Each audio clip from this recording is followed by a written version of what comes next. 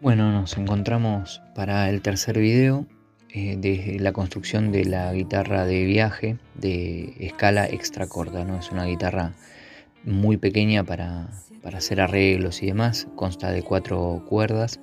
En los videos anteriores nos habíamos basado en el mástil, en redimensionar en un mástil que lo había hecho mandar a CNC y salió mal, así que lo había modificado y en los videos anteriores le habíamos cambiado la forma, le habíamos entrastado, habíamos hecho los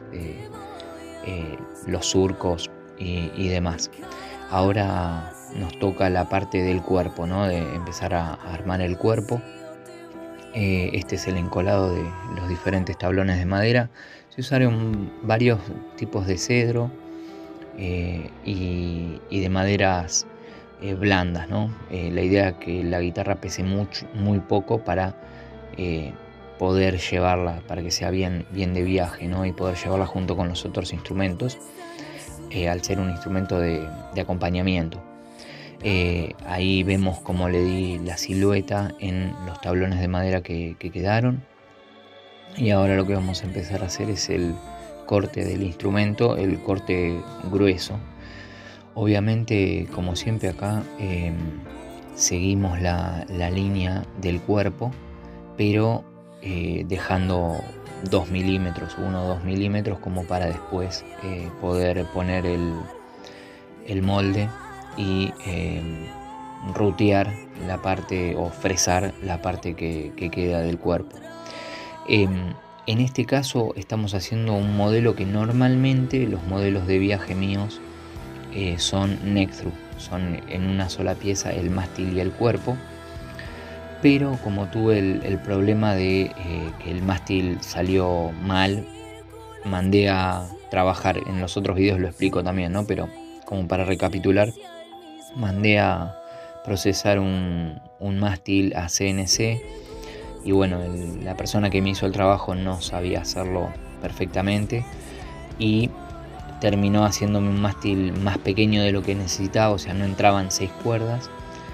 De ahí salió la idea y junto con la banda a donde toco podíamos poner algún instrumento más para agregar el sonido y demás. Entonces se me imaginó generar una guitarra de acompañamiento que sea de 4 cuerdas, ¿no? Entonces la idea es justamente utilizar ese mástil que ya estaba hecho, que era para hacer atornillado, y poder utilizarlo en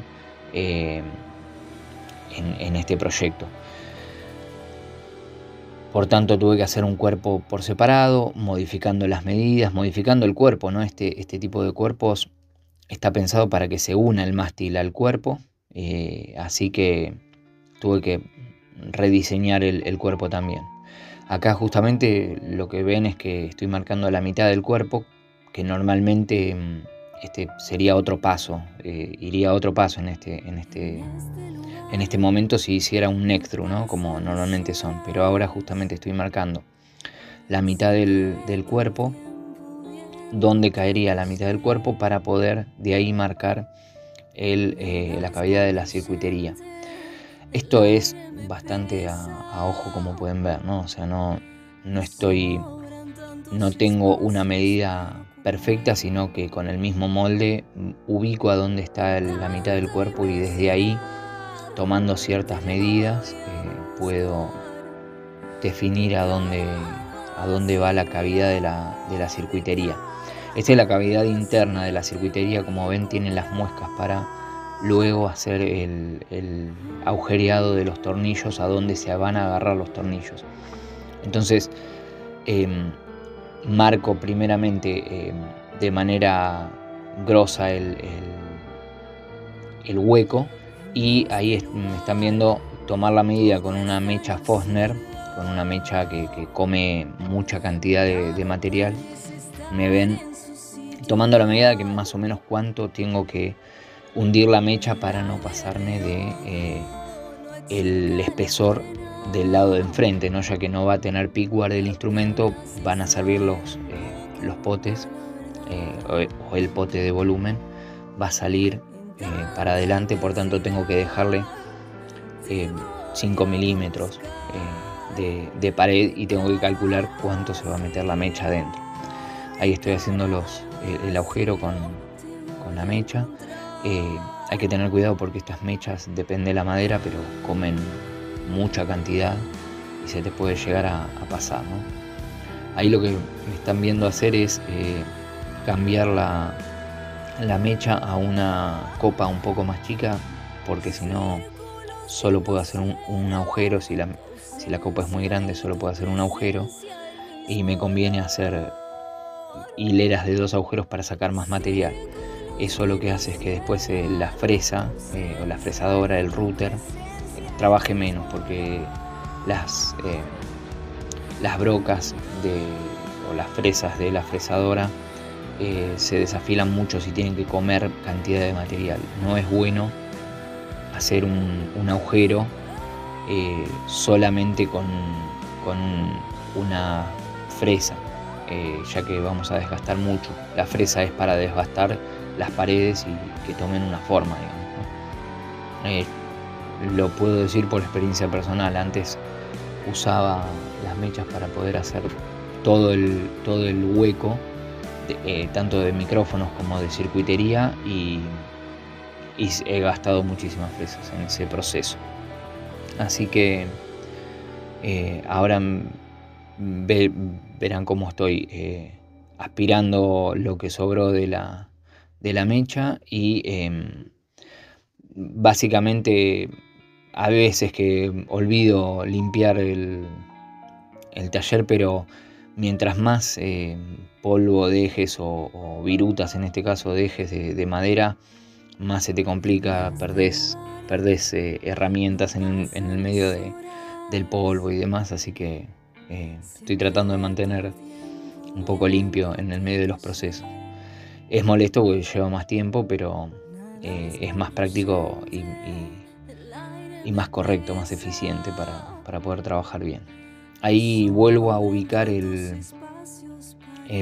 molde del agujero de la circuitería y tomo la medida de la fresa con la fresadora. Me fijo la medida que tengo que darle para que la copiadora de la fresa llegue al molde y no coma o el molde o menos de lo que tiene que comer en el cuerpo.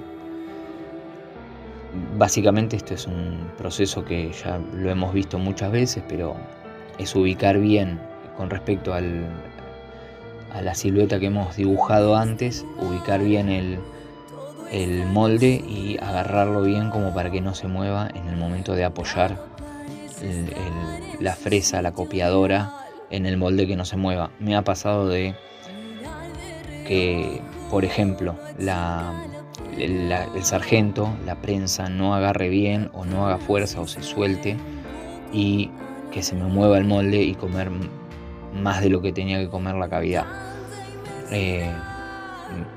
Gracias a Dios no me pasó, hace mucho tiempo que no me pasa eso, pero es un error que puede suceder. Hay que tener bien. Bueno, acá estoy mostrando otro punto, que es la seguridad, ¿no? Hay que siempre tener la seguridad primero. En este caso me puse unos lentes para que no me peguen virutas ni el polvo de la fresadora en la cara. Pero hay que asegurar bien el molde. Antes lo hacía con cinta bifaz, a veces lo sigo haciendo dependiendo que necesite del molde. Agarro con cinta bifaz o hago una especie de cinta bifaz con 2 cintas comunes y la gotita en el medio, pero en este caso era más práctico agarrar el molde directamente. Como verán, una vez que ya hice la primera ruteada, ya puedo no utilizar el molde y ir directamente a que la fresa copiadora toque la pared interna y terminar de comer la madera que queda.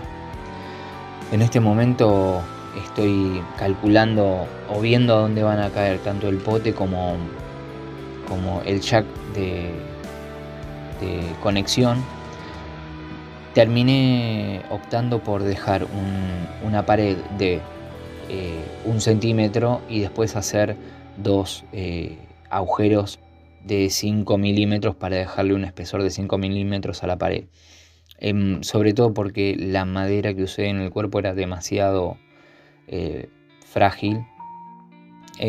Obviamente, como siempre, es madera recuperada y básicamente era bien frágil, así que preferí dejarle 1 centímetro y comer solo la parte que iba a usar el potenciómetro y el jack, comerle los 5 milímetros para dejarle el espesor de pared. Acá estoy usando el molde ya para comer lo que sería la tapa, ¿no? La tapa de la circuitería. Ahí pongo lo que vendría a ser la tapa luego y le calculo el espesor de esa tapa, la calculo sobre la fresadora para poder comer justo y que el ras de la espalda del instrumento quede al ras de la tapa de circuitería. No me gusta cómo quedan normalmente cuando ponen una tapa, ya sea de circuitería o de trémolo, y queda sobre el cuerpo saliendo en relieve. No me parece muy orgánico. Entonces ahí ven que le comí la forma. La forma va a ir en relieve y va a tocar va a bajar, la tapa va a bajar junto con el cuerpo. Esto es, por lo menos en mi modelo, es bastante particular de este modelo hacer eso. Obviamente no es una idea muy original, ya hay muchos que lo hacen, pero bueno. Ahí estoy marcando la silueta de la tapa y la estoy cortando. También a grosso modo, después la voy a rectificar. Ahora van a ver la parte donde la rectifico como para que quede bien con respecto al cuerpo. No hay mucho secreto con esto, tener cuidado en las puntas o para que la madera no se astille y se rompa y rompa una parte de la madera que estás cortando, pero no hay muchas vueltas. Y acá estoy rectificando la tapa como para que se junte bien con el cuerpo y no quede luz en ninguna de las dos paredes del instrumento. Es bastante sencillo con este modelo en particular, que tiene 2 paredes nada más que se unen. Esta parte es sencilla. Normalmente hay veces que puede llegar a dar algún problema si la tapa tiene que entrar perfecto. Puede llegar a dar algún problema que te pases comiendo y te quede mal una pared, pero como verán ahora, quedó perfecto la unión de la tapa y el cuerpo.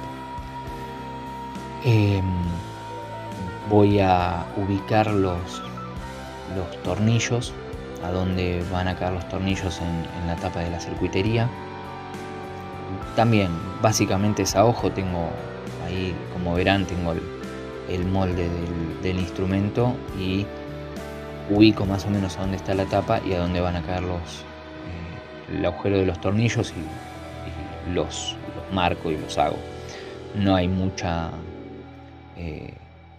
ciencia con eso tampoco. Utilizo una maquinita artesanal, antigua, para hacer esos agujeros, porque en su momento he usado agujereadoras o aparatos más fuertes y el problema es que me han quebrado maderas o he tenido diferentes problemas. Con estas máquinas manuales no suele haber problemas porque la fuerza que generas es muy poca y la velocidad también, entonces comen lo necesario. Por ahí, para otros laburos sigo utilizando las agujereadoras, obviamente, pero para estos casos no es necesario. Como verán, ahí ya tengo todos los 3 agujeros hechos con su fresado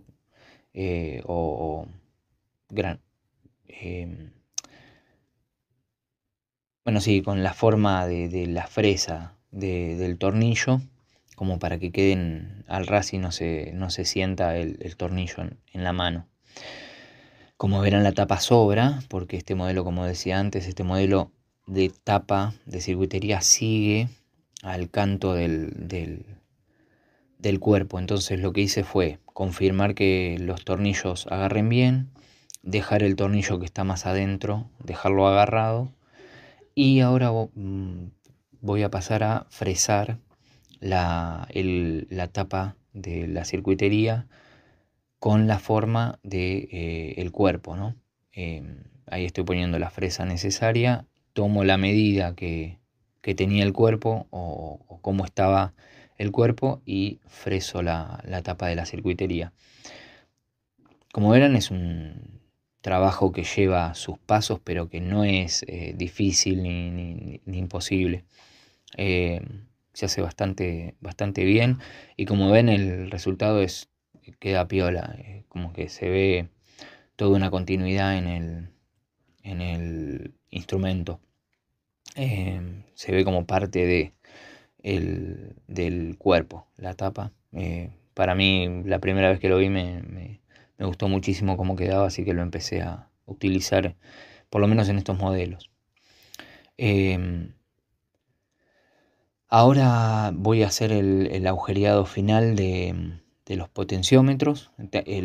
Tiene un potenciómetro de volumen con un push-pull para cortar bobinas y un jack jack de salida, ¿no? Así que falta esa parte nada más. Y básicamente es tomar la medida del poste, la medida central del poste, y hacer los agujereados. No hay mucha ciencia porque eran dos nada más. Los puse en línea con una separación como para que no moleste a la mano, y era ese todo el trabajo.